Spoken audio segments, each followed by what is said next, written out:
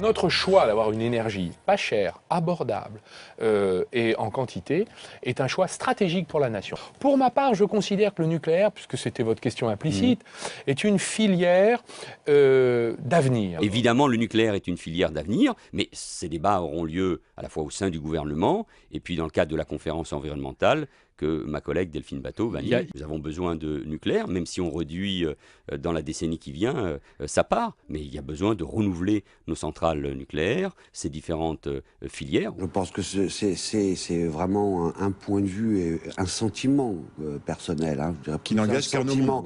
Je crois que ce n'est pas le gouvernement qui s'est exprimé hier, c'est un ministre qui a sans doute donné son point de vue personnel. Le point de vue d'Arnaud Montebourg sur le nucléaire, d'ailleurs nous le connaissons depuis très longtemps et nous savons depuis toujours qu'Arnaud Montebourg a toujours été un pro-nucléaire de choc, si je puis dire, sachant que la filière nucléaire est très implantée dans son département de Saône-et-Loire. Je suis atterré que M. Montebourg se lance dans une nouvelle provocation en nous expliquant que le nucléaire va sauver le monde, qu'il n'est pas cher et que tout va bien. Il a oublié Tchernobyl et surtout des accords qui ont été passés entre le Parti socialiste et les écologistes.